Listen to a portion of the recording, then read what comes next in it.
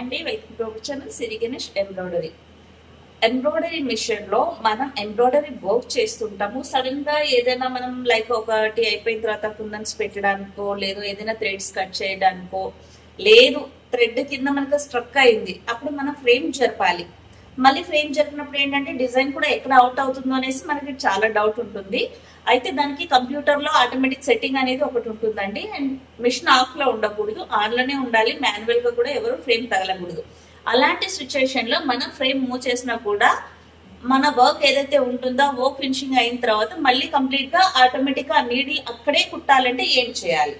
So దానికి మన దగ్గర ఒక ఆప్షన్ ఉంది. ఈ కంప్యూటర్ లోనే ఇక్కడ ఎండ్ బటన్ అనే ఒకటి ఉంటుంది. సపోజ్ నేను ఫ్రేమ్ అనేది ఇప్పుడు ఇలా మూవ్ చేస్తున్నాను. ఓకే, ఫ్రేమ్ ఇక్కడ మనకి ఎక్కడ కావాలి అక్కడ, ముందుకా వెనక సైడ్ కా ఎలా అయినా మీరు జరుపుకోవచ్చు.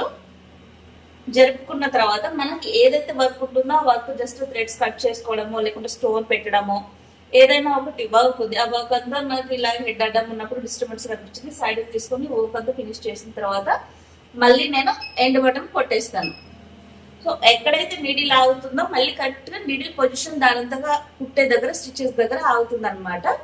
ఇలా కనుక చేసుకుంటే ఇబ్బంది లేదు. అంటే మాన్యువల్ గా మనం మిషన్ ఆఫ్ చేసి ఫ్రేమ్ జరిపినా, లేదు చేతులతో మూవ్ చేసుకున్న మిషన్ ఆఫ్ చేసి డిజైన్ అనేది షిఫ్ట్ అవుతుంది అనమాట. అలా చేయకుండా మిషన్ ఆన్ లో పెట్టి ఫ్రేమ్ మాన్యువల్ గా మూవ్ చేసుకొని కంప్యూటర్ లో ఈ బటన్స్ లో ఫ్రేమ్ మూవ్ చేసుకొని మన వర్క్ ఏదైతే పని ఉంటుందో మనకి అది ఫినిష్ అయిన తర్వాత మళ్ళీ మనం ఎండ్ బటన్ కొట్టి టిక్ మార్క్ వస్తుంది. టిక్ మార్క్ క్లిక్ చేస్తే కరెక్ట్ ఎక్కడ కుట్టాలో అక్కడ నీడిల్ అనేది ఆగుతుంది అనమాట.